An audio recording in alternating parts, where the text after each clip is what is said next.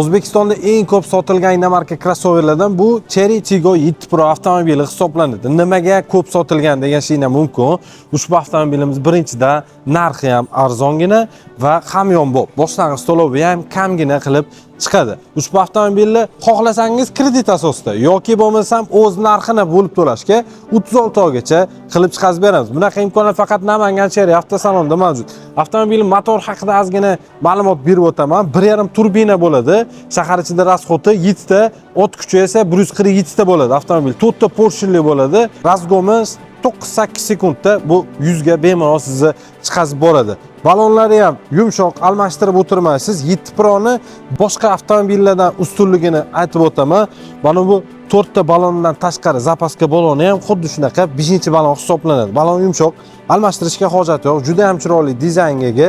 360 kameralar bor. Avtomobilda 5 ключевой достуp va salon kengligi uchun ham ko'p prodajaga rul elektronniy bo'ladi. Multimedia, juda ham chiroyli dizayn va splashnoy ketgan monitor, двухзонный klimat kontrol, ya'ni ikki tomonlama iqlim nazorati va bu tarafda skoroslari ham joystick bo'ladi. Shu holatda harakatlanadi.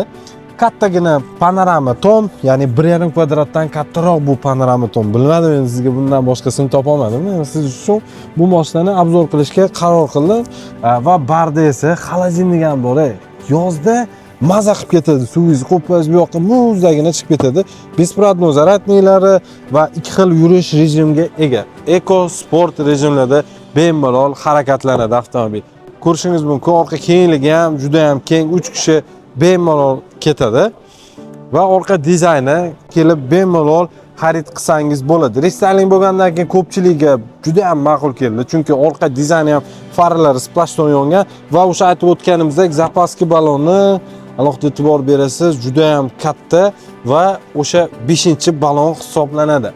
Va avtomobilda detskiy rejimlari ham mavjud. Ko'rib turganingizdek, qo'lni qisib qolmaydi, obratno orqaga qaytadi. Bu albatta yoshlar uchun juda ham bezopasnost desa ham bo'ladi. Uzunligi 4,5 metr avtomobilni, yerdan balandligi 1,89 bo'ladi. Juda ham keng avtomobil hisoblanadi. Narxi 311 million 900 ming so'mdan boshlanadi.